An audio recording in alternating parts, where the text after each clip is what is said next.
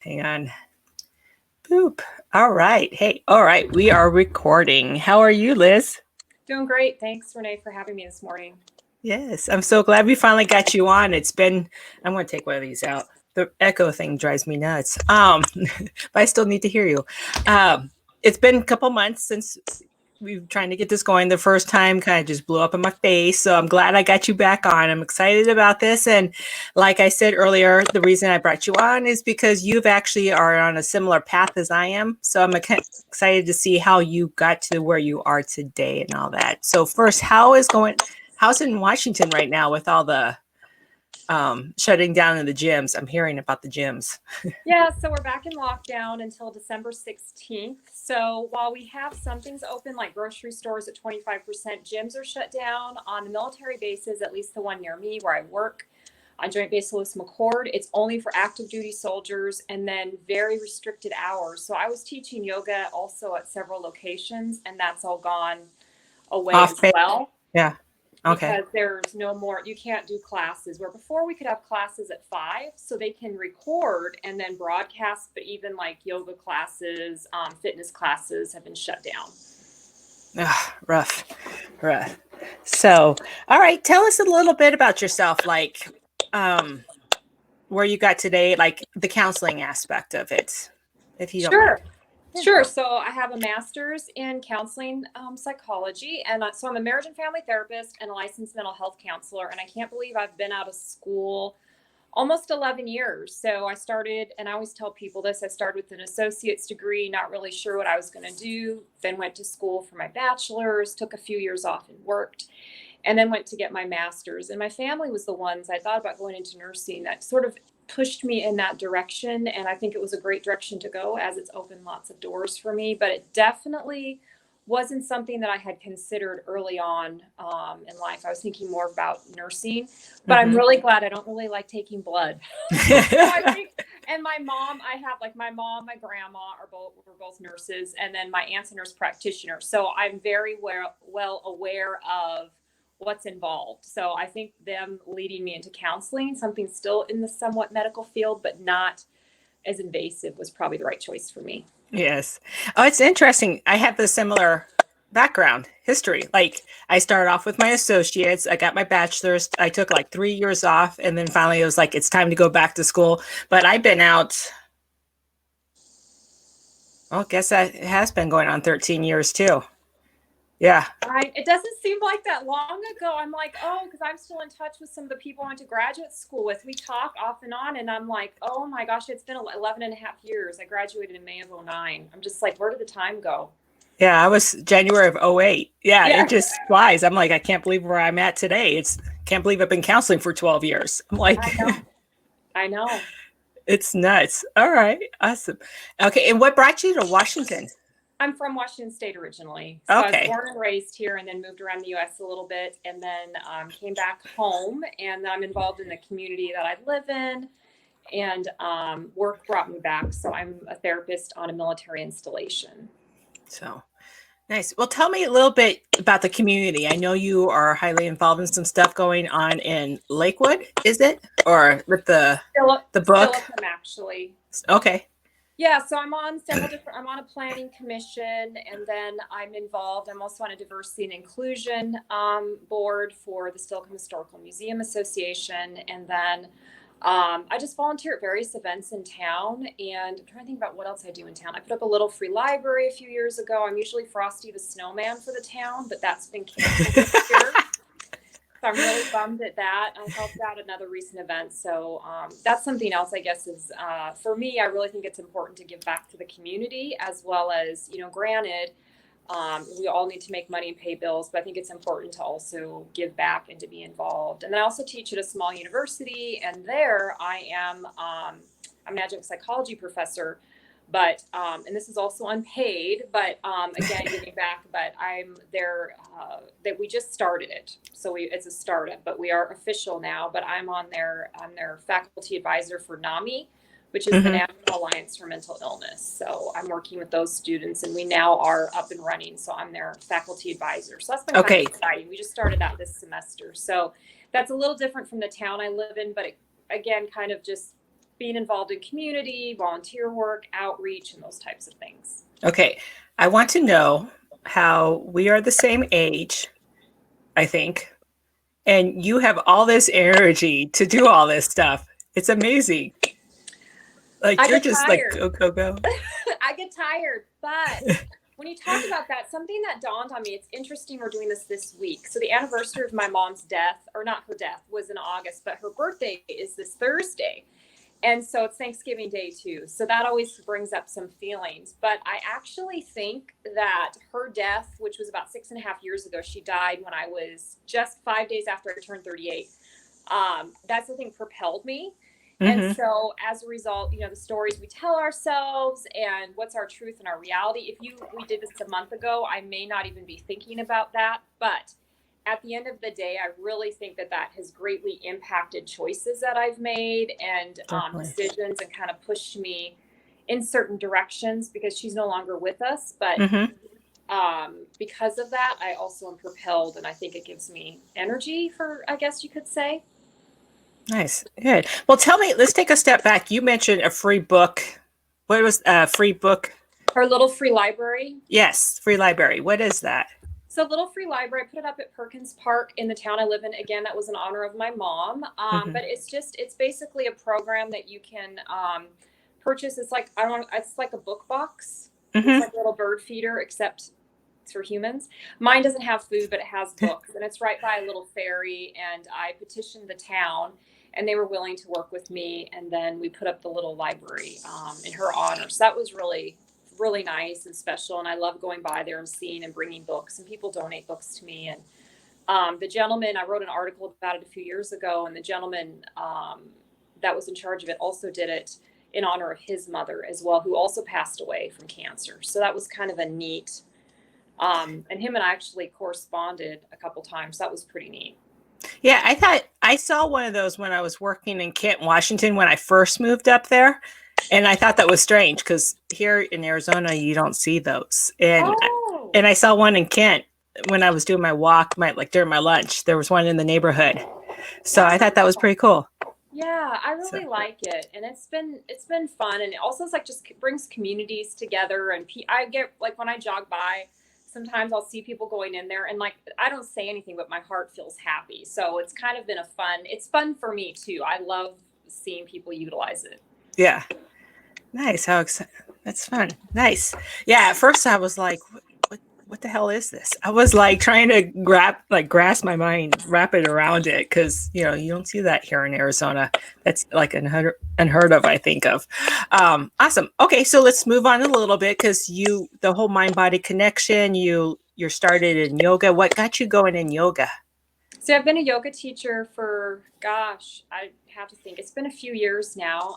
Actually, I started doing yoga when I was in graduate school, probably as far as a regular routine around 2008. And I really enjoyed it. And I had looked into doing programs. I used to live in Texas, and I looked into programs there and just never worked out. It did here. And I'm a 200 RYT, which is registered yoga teacher. And then I'm actually, I don't know if I told you, I'm in school for my 300. So I should be finishing that in probably the spring. And that will put me as a 500 RYT. So then I'll be a 500 hour, because you add the 2 and the 3 together. So I've been taking classes on Kundalini yoga, restorative yoga, a lot of justice and yoga diversity issues. They even had one for your core. So, I mean, it's just a variety of classes. It integrates both the physical and then also psychological piece, the mind, body, and even the different books and texts that are important to yoga. So it's been really rewarding. I'll be even though I'm going to be glad I don't have to spend the money, I'm going to probably miss it a little bit. I like the community of, in yoga. Yeah. So what's the difference between the 300 and the 500 level? What's 500 level is the 2 and 300 together. So 200 level is the beginner level. Just a lot of teachers are 200, and I'm not trying to minimize that at all. But if you get the 300, you just add the 2 together. There are some programs that are strictly 500, but most are 2, and then you take the 3. So it just means that it's a higher level. You've experienced more, when I say classroom work, it may denote certain things if you have certain specialties or whatnot. Like I've taken some special trainings, like I mentioned. I'm really also into the trauma piece. I've taught actually for 3 yoga schools now, a several hour for their 200 YTT students. I've taught Hmm. several different trainings where it counts for Nice. them as yoga teachers about trauma and yoga. And now I'm also kind of moving into like the diversity and justice piece as well. So What's that? just like diversity and justice. So in other words, like in a yoga studio, do you feel welcomed? Mm. And what kind of mats are there? What messages, even if it's not obvious, are being sent? Those types of things. Because many people associate yoga with a certain appearance, like Caucasian. Yes. Yeah, see? Tall, And so skinny, long. Yes. exactly. Versus like, is your body type? You know, how do you feel when you walk in? And if we're promoting positive body image, but we have like lots of diet information up front. So in other words, not that you can't promote a healthy diet, but if you're pushing like weight loss. So again, Yeah. it's all these different messages. So am I welcoming you? Is it mixed messaging? And so there's just a lot of discussion about inclusion in yoga. And if we're creating spaces for all people, even when race, gender, body, all these different types of things that are being evaluated. And I think we're moving somewhat in that direction. Nice. That's nice. Yeah, because when I think of yoga, I think of skinny, very flexible people, and usually Caucasians. Yes. So, um, yeah. Okay. And then, so let's go back a minute for the trauma. Tell me a little bit more about what you're doing with, like, what is trauma yoga?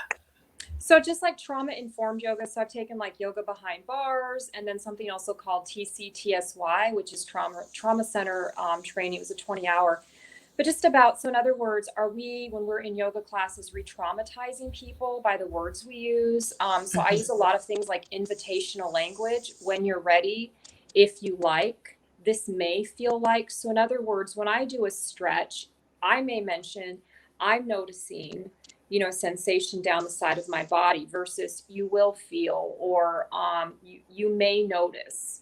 So rather than me telling you what you should be experiencing, I'm allowing you to experience it and guiding you. And I also encourage people, this is another big thing with the trauma sensitive yoga too, is to also stay in a certain position. If you want to lie on your back and be in yoga class, that's fine. And I always tell people, I remember one time I had ran, it was actually on JBLM, and I had run like 4 miles on the treadmill, and I was super hot. I probably shouldn't have done it. And I went into the yoga class and I felt nauseous. Well, I did some movement and I laid on the mat and I felt so uncomfortable. All I was doing was lying down in Shavasana, but I didn't feel that that was allowed. And not that she said anything, but there's this, I didn't want to drop out of class. And Mhm. I was able to pick it up in about 5 minutes, but I needed to lay down. And a lot of people don't feel like they can just lie down for a few minutes. And so that's part of the trauma sensitive, is to allow people, and I remind them at any time, if you want to go back into a child's pose or lay on your back. And mine was simply because I was overheated. I really felt nauseous, but Yeah. lying there, I kept looking around. I was like, ooh, I didn't feel, I'm sure no one even bothered, but again, it's about that invitational language and encouraging people to do what they need in the class. And of course, safety, you know, I want people to be safe, Yeah. but allowing people to experience what they need to experience in the class versus me simply telling them, if that makes sense. Yeah. I like hearing these things because I definitely push a lot of yoga. I wouldn't push yoga, but I recommend it a lot for like perinatal um, pregnancy, during pregnancy, and then like stress, depression, anxiety, just to go in and the stretching. And actually, for people who are just starting off for fitness, wanting to like lift weights, those types of things, or looking to lose weight, I'm like, go do yoga. It's lower impact. And I think some of my clients who are on the heavier side tend to shy away from that as well. And just because they're in their mind, they're thinking everyone in yoga looks like this Barbie doll over here. And they don't have to. And I always remind people too, and there's certain poses, and I'm a yoga teacher, that I still greatly struggle with, or I don't even attempt. And I always remind people too, you know, I've been doing this for gosh, like 12 years, having a regular practice. So if I touch my toes, I always remind people, you may touch your thighs, maybe it's the mat below you, it could be your shins, and maybe it's your feet. rather than reach up, exhale, reaching for the toes.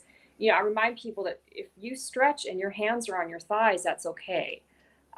Because again, it takes time in order to get that flexibility, just like with muscles too. I mean, I'm not going to have large muscles, but people may feel uneasy if they can't reach. And there's certain postures, and I'm a yoga teacher, that I struggle with. And so I always remind people of that too. I also say those are the postures I need to be practicing more, because a lot of times it's easy to say, well, it's hard, or I'm not flexible that way.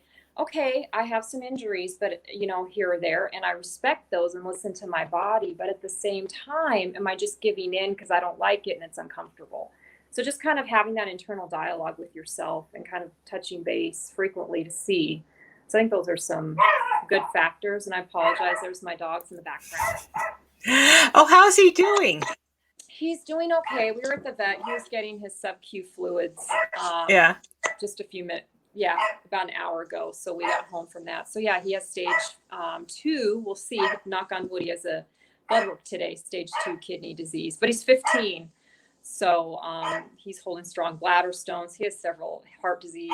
Oh, poor baby. But he's still he's happy. And the vet keeps saying, they told me it'd be a lot sooner than they thought. But he's, as you can tell, holding on. So yeah. Yes. Nice. Oh, all right. You mentioned a while ago I thought you mentioned something about trauma with the military. Did I misunderstand that? Did I misread that? I've taken some trauma-informed classes with Connected Warriors. So I took some trauma-informed yoga training specifically with the military, and I have taught, but not much, trauma-informed on base. But it's been limited. Like I've taught for PT. I've taught the trauma-informed class on JBLM, but it's only been a couple times. And I've also taught to some families and kiddos too that are military. So, all right, good. I totally got distracted by the dog. I had like a whole stream of thought going on, and I'm like, "Oh, puppy!" Yeah, he gets sorry. He's at the window, so he gets. Yes, because that was another thing. We would have had dogs the same age, and unfortunately, I had to put Madison down, who would have been 15 right now. So, yeah, we just had so many things that line up. Like I said earlier, we worked together, and that's kind of how we met. And I went to the realm of personal training, and Liz went into the realm of yoga. So I think it's kind of cool that we've just, without knowing, we're just kind of following like the same path, the whole mind-body connection, the passion about it, and the passion behind it, and all that good stuff. So I know I had another question. I can't think of it. Totally distracted. What were we talking about before? You asked me a little bit about the soldiers and about trauma, but before, and then the invitational language. I think you were kind of touching base on that as well. Oh, and that's true. Because no matter, like, my weight fluctuates a lot. So even when I'm on a lighter weight, I am not flexible whatsoever. I get excited when I can touch my toes. So I've never been big on yoga because a lot of yoga poses hurt. So I tend to go in other realms. So I can kind of understand why people don't want to do those types of things. And if it hurts, don't do it. I always say, like, only go to what's comfortable. Or maybe when your back starts to arch, just notice where that happens. Like if you have a straight back, and you might be up higher than you think. And I always remind people too, like, it's your yoga mat, not comparing ourselves to our neighbor and not comparing to, anybody in the room, just doing your practice. And some teachers, and I personally at home, sometimes I just close my eyes. If there's a mirror in front of you, that can be very distracting. And so I tell people, of course, certain balancing postures are very difficult. It adds another avenue, very difficult if you have your eyes closed, but it can provide just something else for you. And same with the mirror, just close your eyes and flow. There's certain things like sun salutations, Surya Namaskars, they would call them. And sometimes I'll just let it go and just flow, close my eyes, and have my own personal practice. Because, you know what the rhythm is or what you're doing, for lack of a better phrase. So you don't always have to have your eyes open. Just close your eyes and listen in for the cues, and maybe even just open them when you need. that can also be really relaxing, just kind of letting go of the external stimuli, especially now when we're online so much and engaged in media and Zoom calls and all of that. I tell people a lot of times, like, just close your eyes, when we're lying in this posture. You don't have to listen. I mean, just listen. You don't have to observe me right now. Yeah. Yeah. Because when I was when I was working there, I was taking classes on bass with, I could not think of her name. She was another MFLAC. It was with her. I think she's the one that taught the yoga. And I actually, what is her name? She quit before I left because she moved to another DOD position. I remember who you're talking about, but I can't remember her. I know. She would speed walk, and I would have to jog to keep up with her. Like, it was nuts. Her walking was so fast. But I took it enough that I started getting a little bit better and learning how I had to modify some of the poses because of my hips and stuff like that. But yeah, I haven't done much on my own since. So definitely are going to have to look back into it. I've got one yoga DVD play that has like yoga and Pilates on it, but I usually do just the 20-minute thing. And I notice the more I do it, the better I get. It's just having to get into the habit of doing it and just being consistent with it, like everything else with your health, right? Right. And there's so much content online right now that's free too. I'm involved in Yoga Collective of Yakima, which is in Central Washington. They offer Spanish and English language classes. And I have a few recorded. They have us on live, but they record them. I have a few recorded sessions on there. I'm doing something small for them on Giving Tuesday, which is December 1st. Not that I'm trying to plug it, but just there's so much content too online. Yeah. And definitely I can put the link on that in the show notes for that for anyone who's interested. Because it's definitely, because I do get a lot of people asking me where to find stuff. Like, not just, I get a lot more questions for lifting, but I also get yoga as well. So definitely I can put those. Free. Sorry to interrupt you. It's free. So it's just something that they offer, and for Spanish language too. So it's pretty awesome. Nice. All right. Is there anything that, well, now that you mentioned plug, is there anything you'd like to plug? Like any kind of yoga you do or anything you want to put out for people to find you? Or is there... if they're interested in following me on Facebook, I am at Liz Grasher, or on yoga. They can follow me. I believe it's at Liz. Sorry, I'm kind of being put on the spot. I didn't. That's okay. I'm still at work. I'm grading midterm or final papers too. So I'm sorry. I can grab the information later and stick it in the show notes. So sure, as well. Liz Yoga. I just got an Instagram, and I know that you're supposed to have Instagram, and my college students are like, Facebook. So we're getting old. Yeah, I don't let them. They are not friends of mine. But when I mention social media and I say Facebook, they're like, it's Instagram now. So I'm always like, okay. So I finally got on Instagram. I don't have much content on there, but that is where I'm posting a lot of different things that I'm doing. But right now, like I mentioned, things are kind of shut down. Previously, I've taught yoga out on the coast. I've taught yoga with alpacas. I mean, it's opened so many opportunities for me, but due to COVID, all of that has been shut down. And so I've been doing more studio. Next summer, I'm hopeful of 2021. We'll see. I'm not going to make plans yet, but that I can get back into doing some of that, because yoga has allowed me to travel and have some really awesome experiences that I wouldn't have had otherwise. Awesome. Yeah.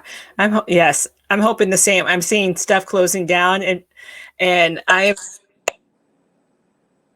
just because the first time everything shut down, I lost it. Like, I gained 18 pounds during COVID, the first span of it. And I was already on path. I had the weight loss. Now I'm trying to get back to where I was before and then keep going on. And I was home all the time. Mentally, it was just a struggle. So like Dave and I are coming up with plans for me, and I want to do more plans for everyone else. Like, I started the squat challenge for November. I have a challenge for December already set up, just for people to start doing things at home to keep them active.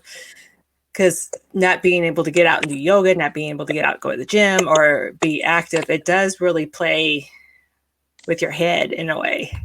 So I think I just went off on a tangent, but no, it's okay. I bought a used treadmill before this happened, and so that's been great. And I have a little JBL speaker, so I listen to my music and run. But I'm listening more to my body too.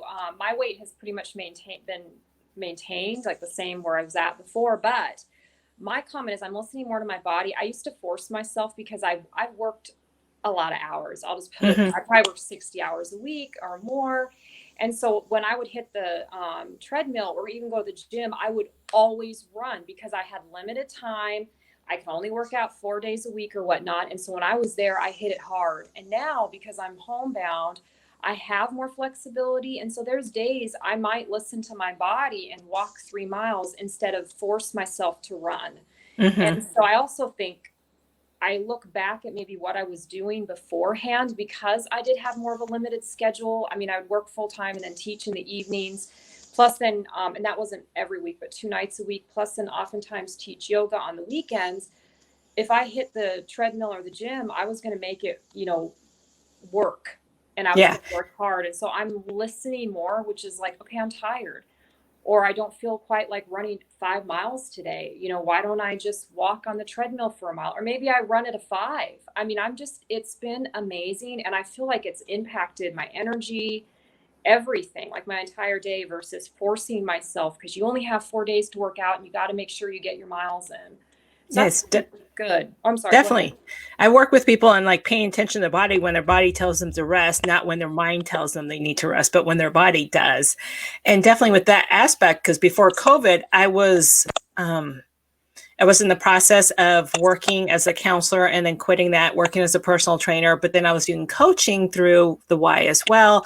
And then working on my own and then training other people, which I would end up working out with them half the time. And I was constantly go, go, go. And I think that's why I lost weight. But I also, in my head, still had to work out, even though I worked out with a client, because I still need my time and not realizing everything I was doing was just building up. And it adds to the more you do, the more active you are. It's still healthy. You got to keep that in consideration when you're thinking about your fitness as well, if that makes sense. Yeah. Yes. And I've really had to evaluate. I don't know how I was doing what I was doing. I think back because now, being more homebound and working from home, and I was teaching some yoga in the studios. That did change in the last couple of months, but I was working every Tuesday on average a 14-hour day. And I just think back, how was I managing that? So, I mean, I'm doing some of my own, this has been a good time to do, as people say, self-evaluation and I have been doing that. I've been at the university I'm at 4.5 years, which I can't believe, but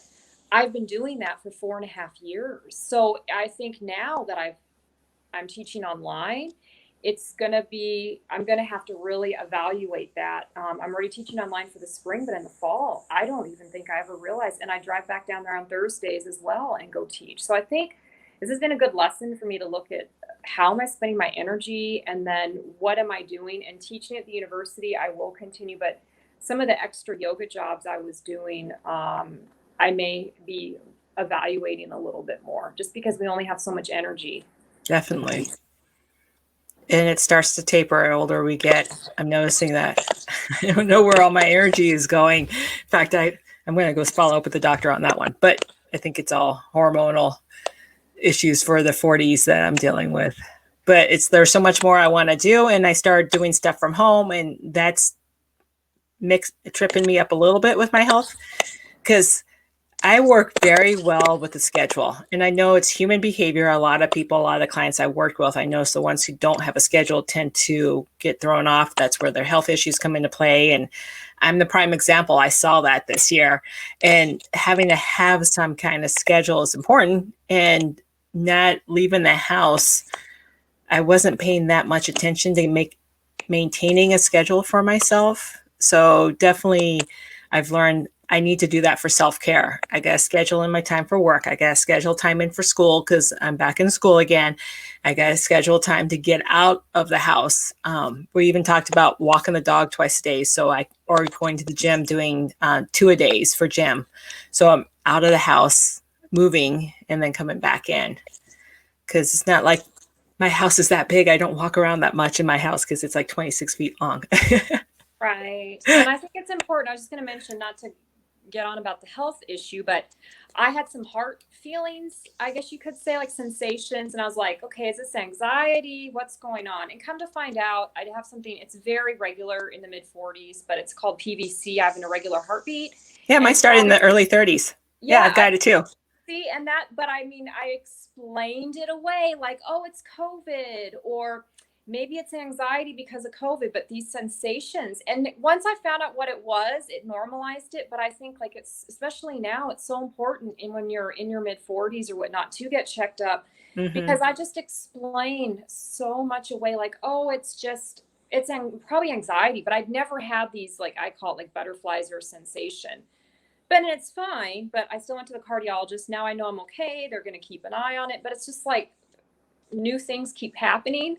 So that's why I think it's important. So they have a baseline, because now I'm like, oh, okay, it's not anxiety. Because I thought that was the first thing I thought. Like, I'm just having some nervousness. And they're like, no, it's not about being nervous at all. It's real. Like, not that being nervous isn't a reason to have heart sensation, but it is actually like a physical problem. But yeah, so go to the doctor is what I guess I'm saying. Yes. Well, with my PVC, my body tells me when I'm not treating it right. It's amazing. Like, I don't feel mine until I'm like dehydrated, and then I start to stress. Like, as soon as I start to dehydrate, my body's like, something's wrong, and it's a big thump. Like, I can feel it. And so it reminds me self-care and to take care of my body and not neglect myself, so when I feel it, I'm like, I have to do a body check. Okay, what am I eating? What am I drinking? Am I drinking too much pop and coffee? Do I need more water? And I've noticed with me, I have to have plain water. Like flavored waters, my body doesn't respond the same. I have to have plain water in addition to everything else. Like so basically mine tells me to do a self-check when I feel it. Mine's still too new. I don't think I know enough. I want to say it started maybe this summer. So I can't correlate anything. And mine's, I feel like fairly regular, several times a day at least, that I sense it, feel it. But I haven't noticed any type of a pattern yet. But again, it's probably been maybe it's new for you. Months. Yeah. Yeah. I've had mine for over 10 years. So it comes and goes. Like, I can go for a long period without feeling it, and then I'll go through like a month of feeling it a lot. And I usually, after a while, you'll start to correlate it with something. And I think that's just also on that note, our bodies do the same thing. When your gut starts acting up, you need to take a look at what you're doing. If you start getting more headaches, what are you doing? Especially the older we get, the more our body yells at us and tells us when something's not right. I agree. So, interesting. Yeah, all the joys of aging, but you can age gracefully, right? And make choices to try to stay healthy and continue. And I don't feel old. That's the other thing. I remember my parents telling me that, and I'm like, now it's me. I'm like, I don't feel old, but I'm also noticing small things. Like when I drive, my mom used to turn the radio off and be like, to concentrate. And I'd be like, you can listen to the radio and drive. And I'm doing like, I'm definitely like when I'm trying to figure out where I'm going, I turn the radio off. So it's just small things like that as far as distractions. And also, like, it is healthy to actually only do one thing at a time rather than multitask. It's great to unitask. Just doing one thing and being mindful as you do it versus engaging in, and we all multitask at times, right? But it's also healthy to just feel your feet on the ground, or even aware of what you're doing. Do you know where you're at? Like when you're in the shower, I always mention that, do you even know you're in the shower, or you already started your work day in your mind? So just even small things like that. Definitely stress. Yeah, these have started for me. I just never thought. I've always had great eyesight, and but okay. This has been a great conversation. Now, I am going to put you on the spot. I do have a question.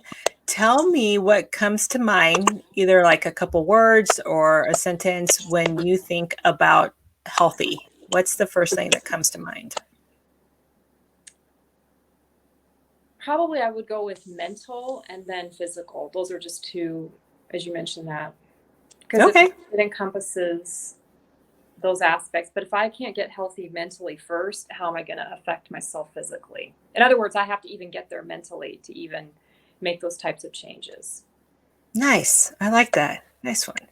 Thanks. Yeah, I think I'm going to start asking that question now. You're the first one. I think I'm going to start asking that question after every podcast and just see, what comes to people's minds. I like that one. Definitely mental. It is true. I did integrated behavior health for like 7 years working with patients in doctors' offices about like the whole mind body connection and like diabetes, high blood pressure, having to work with the mental health side of it to get them to focus on getting healthier physically. So I like that. Nice. Yeah, I just think it's so much more because even being thin doesn't mean you're healthy. So that's where it's like the mental piece, like, and not just mentally like going to the gym, but where are you at? Mm-hmm. Are you content in life? Are you how are things going? And what do you need to do to change or come to terms with the life that you currently have? So nice. All right. Well, thank you so much for again joining. Thanks. I really appreciated this. Appreciate it. And great to see you in Arizona, and greetings from Washington, and have a wonderful Thanksgiving and holiday. Thanks. You too. I'll see you later. Bye, everybody. All right. I'm going to end broadcast.